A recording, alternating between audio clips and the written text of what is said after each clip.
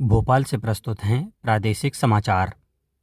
नमस्कार, समाचारों के साथ मैं जितेंद्र रघुवंशी। पहले मुख्य समाचार। प्रधानमंत्री नरेंद्र मोदी 3 देशों जॉर्डन, इथोपिया और ओमान की यात्रा पर सबसे पहले जॉर्डन की राजधानी अम्मान पहुंचे। 17 दिसंबर को राज्य विधानसभा के एक दिनी विशेष सत्र में प्रदेश को विकसित, आत्मनिर्भर और समृद्ध बनाने पर होगी चर्चा। ग्वालियर में 101वां तानसेन समारोह शुरू। और मौसम विभाग ने ग्वालियर, चंबल, सागर, जबलपुर और रीवा संभाग के 14 जिलों के लिए घने कोहरे का अलर्ट किया जारी। अब समाचार विस्तार से। प्रधानमंत्री नरेंद्र मोदी जॉर्डन, इथोपिया और ओमान के 3 देशों की यात्रा पर सबसे पहले जॉर्डन की राजधानी अम्मान पहुंचे। प्रधानमंत्री जॉर्डन में किंग अब्दुल्ला द्वितीय बिन अल हुसैन के निमंत्रण पर गए हैं। श्री मोदी यहां भारतीय समुदाय से भी मिलेंगे।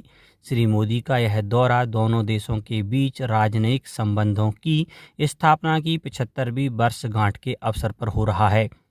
अम्मान से प्रधानमंत्री इथोपिया की राजधानी अदीस अबाबा जाएंगे, जहां वे इथोपिया के प्रधानमंत्री डॉक्टर अबी अहमद अली के साथ विस्तृत चर्चा करेंगे। श्री मोदी भारतीय प्रवासी भारतीयों से मिलेंगे और संसद के संयुक्त सत्र को संबोधित भी करेंगे। अपने दौरे के अंतिम चरण में श्री मोदी बुधवार को ओमान की राजधानी मस्कट पहुंचेंगे।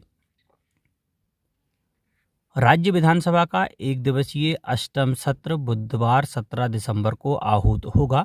विधानसभा अध्यक्ष नरेंद्र सिंह तोमर ने अधिकारियों के साथ विधानसभा परिसर में एक दिवसीय सत्र को लेकर की जा रही तैयारियों का जायजा लिया और समय सीमा में सभी कार्य पूर्ण करने के निर्देश दिए। गौरतलब है कि इस एक दिवसीय सत्र में मध्य प्रदेश को विकसित, आत्मनिर्भर और समृद्ध राज्य बनाने पर चर्चा होगी। यह दिन विधानसभा के इतिहास में महत्वपूर्ण दिन है। पिछले बार भी इसका उल्लेख हुआ था और इस बार इस अवसर पर विशेष सत्र का आयोजन किया है। इस सत्र में सभी सदस्य विकसित मध्य प्रदेश को बनाने के लिए हमें क्या करना चाहिए, इस पर विचार विमर्श करेंगे। रीवा जिले के एक अस्पताल में राम मंदिर आंदोलन के प्रमुख नेता और पूर्व सांसद डॉक्टर रामविलास दास वेदांती का निधन हो गया। वे रीवा के मूल निवासी थे और वहीं उनका इलाज चल रहा था। उनके निधन की खबर से अयोध्या में शोक व्यक्त किया जा रहा है, जहां वे एक प्रमुख व्यक्तित्व थे। परिवार के सदस्य उनके पार्थिव शरीर को अयोध्या लाएंगे, जहां उनका अंतिम संस्कार किया जाएगा। मुख्यमंत्री डॉक्टर मोहन यादव ने डॉक्टर रामविलास वेदांती को सोशल मीडिया पोस्ट के जरिए भावभीनी श्रद्धांजलि अर्पित की। उप मुख्यमंत्री राजेंद्र शुक्ल ने पूर्व सांसद एवं राम जन्मभूमि आंदोलन के प्रमुख संत डॉक्टर रामविलास वेदांती जी महाराज के निधन पर गहन शोक व्यक्त किया है।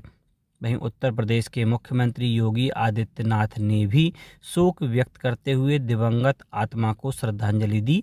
सोशल मीडिया पर पोस्ट में मुख्यमंत्री ने लिखा कि डॉक्टर रामविलास वेदांती का निधन आध्यात्मिक जगत और सनातन संस्कृति के लिए एक अपूरणीय क्षति है।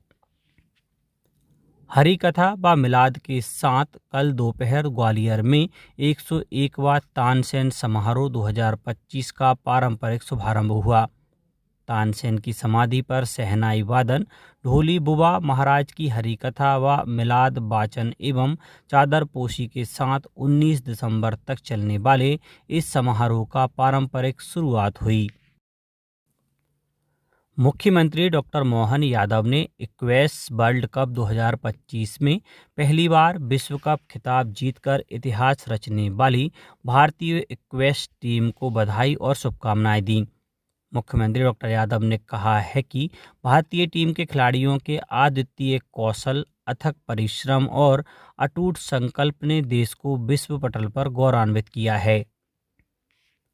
भारतीय खेल प्राधिकरण राष्ट्रीय उत्कृष्टता केंद्र भोपाल के एथलीटों ने इम्फाल में आयोजित सीनियर नेशनल जूडो चैंपियनशिप 2025 में शानदार प्रदर्शन किया है। भोपाल केंद्र के खिलाड़ियों ने 14 पदक जीते, जिनमें 6 गोल्ड, 2 सिल्वर और 6 ब्रॉन्ज मेडल शामिल हैं। चैंपियनशिप की मुख्य आकर्षण ओलंपियन तुलिका मान रहीं, जिन्होंने लगातार 6ठा गोल्ड मेडल जीतकर भारतीय जूडो में अपनी विशेष पहचान बनाई। अब बात मौसम की। प्रदेश में सर्दी के तेवर और सख्त होते जा रहे हैं। कड़ाके की ठंड के बीच अब प्रदेश के कई इलाकों में घना कोहरा छाने लगा है। मौसम विभाग ने ग्वालियर, चंबल, सागर, जबलपुर और रीवा संभाग के 14 जिलों के लिए कोहरे का अलर्ट जारी किया है। इस बीच प्रदेश का एकमात्र हिल स्टेशन पचमणी एक बार फिर सबसे ठंडा रहा, जहां न्यूनतम तापमान 5.2 डिग्री सेल्सियस दर्ज किया गया। गुना जिले में ठंड का असर अब बढ़ता जा रहा है। हालांकि दिन में धूप निकलने से लोगों को कुछ राहत है, वहीं सुबह शाम सर्दी का असर बढ़ता ही जा रहा है। मौसम विभाग से मिली जानकारी के अनुसार दिन का न्यूनतम तापमान 9.9 डिग्री सेल्सियस एवं अधिकतम तापमान 26.5 डिग्री सेल्सियस दर्ज किया गया। अब कुछ समाचार संक्षेप में। लोक निर्माण और नर्मदापुरम जिले के प्रभारी मंत्री राकेश सिंह ने कलेक्टर कार्यालय में जिला विकास सलाहकार समिति और नर्मदा जयंती के संबंध में बैठक की अध्यक्षता की। त्रिस्तरीय पंचायत उप निर्वाचन 2025 अंतर्गत आगरमालवा में जिला पंचायत निर्वाचन क्षेत्र 01 सुसनेर के रिक्त पद पर निर्वाचन हेतु जिले में ईवीएम की FLC का कार्य 17 से 19 दिसंबर तक ईवीएम गोडाउन पर की जाएगी। अशोकनगर के चंदेरी में मॉरिशस के पर्यटक भ्रमण पर आए पर्यटकों ने शहर के ऐतिहासिक और धार्मिक स्थल का भ्रमण किया। इस दौरान दल ने यहां की प्रसिद्ध हैंडलूम कला, handloom park, digital empowerment foundation और ऐतिहासिक स्मारकों का अवलोकन किया। पश्चिम मध्य रेलवे के जबलपुर मंडल में पेंशन अदालत आयोजित की गई। पेंशन अदालत के दौरान कुल 22 प्रकरण प्रस्तुत किए गए। ड्यूटी के दौरान सतर्कता, सूझबूझ एवं सजगता का परिचय देते हुए नवंबर माह में संभावित असामान्य घटनाओं को टालने वाले 10 रेल कर्मियों को भोपाल में अपर मंडल रेल प्रबंधक योगेंद्र बघेल द्वारा पुरस्कृत किया गया। महिला एवं बाल विकास विभाग द्वारा बाल विवाह मुक्त भारत अभियान के तहत देवास के सोनकच्छ ब्लॉक में कार्यक्रम का आयोजन किया गया। दिव्यांग सशक्तिकरण की दिशा में झाबुआ के रंगपुरा पुनर्वास केंद्र में 117 दिव्यांगजनों को निःशुल्क सहायक उपकरण प्रदान किए गए और शिवपुरी जिले के करेरा में बस स्टैंड हेतु आवंटित भूमि पर से प्रशासन ने अवैध अतिक्रमण सख्ती से हटवाए। अंत में मुख्य समाचार एक बार फिर।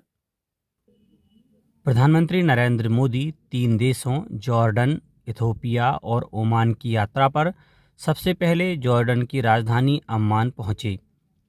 17 दिसंबर को राज्य विधानसभा के एक दिनी विशेष सत्र में प्रदेश को विकसित, आत्मनिर्भर और समृद्ध बनाने पर होगी चर्चा।